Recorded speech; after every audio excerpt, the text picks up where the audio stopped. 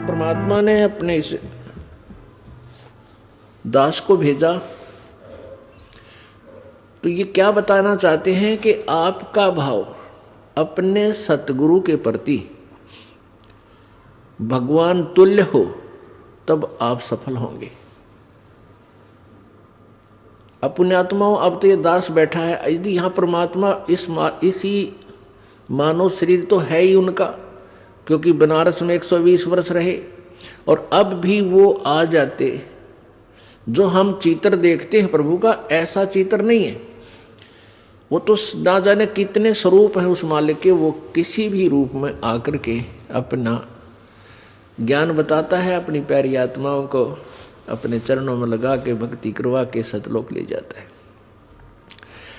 अब आज हम भगवान की तलाश कर रहे हैं, और परमात्मा क्या अनमोल वस्तु है, क्या अनमोल है, कितना उसके अंदर गुण है। यदि आज हमें वो मिल जाए, आपके सामने आ जाए, तो आपकी क्या स्थिति होगी। एक बार सोचना, जो भक्त आत्माएं हैं गहराई से सोचे। अब जैसे भूखे को भोजन सामने मिल जाए और निर्धन को सामने धन की थैली नजर आवे, तो कैसी तड़फ होगी उसकी। प्यासे को पानी मिल जावे तो कैसी श्रद्धा करेगा, टूट कर पड़ेगा उसके ऊपर। धन है तो ठाकर सीने का यूं देख कर भाग लेगा, छुपा जो कि तो इसने कोई देख ना ले।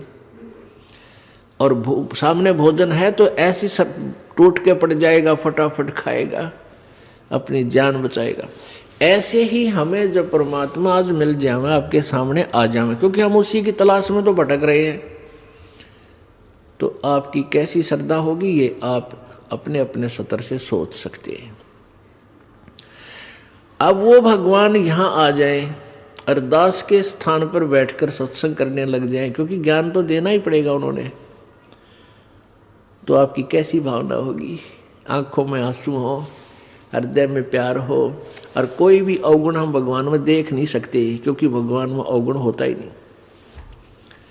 तो यहाँ हम इसी दृष्टिकोण से परमात्मा के भेजे हुए इस दास को आपने ऐसे ही देखना है, ऐसे विचार रखने, ताकि आपकी आत्मा परमात्मा पाने योग्य बनी रहेगी, उसमें मैल नहीं आवेगा।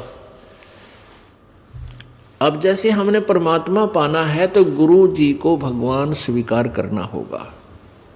परमात्मा को एज ए गॉड ट्रीट करना पड़ेगा, तब ही हम निर्मल होंगे, हमारे अंदर आधीनी श्रद्धा बनी रहेगी। अब एक गणित के अंदर एक प्रश्न आता है ऋण का, लोन का। उसमें क्या होता है कि मूल धन ज्ञात करना होता है, और वो मूलधन लाखों और करोड़ों की संख्या का होता है। उस लाखों करोड़ों की संख्या के मूलधन, मूल राशि को ज्ञात करने के लिए, प्राप्त करने के लिए हमने सपोज करना पड़ता है, मानना पड़ता है। मान लीजिए मूलधन 100 रुपये। उस 100 रुपये मूलधन को मानकर हम उस ओरिजिनल, वास्तविक, उस करोड़ों और लाखों वाले मूलधन को प्राप्त कर सकते, अन्यथा हम उसका कोई और हल कर ही नहीं सकते, उसको प्राप्ति कर ही नहीं सकते। इसी प्रकार वो परमात्मा तो अथाह है, बहुमूल्य है, उसकी कोई कीमत को नहीं, वो तो मालिक है, समर्थ है। उस समर्थ भगवान को पाने के लिए हमने गुरुजी को मानना पड़ेगा। ये भगवान मान लो, गुरुजी भगवान परमात्मा।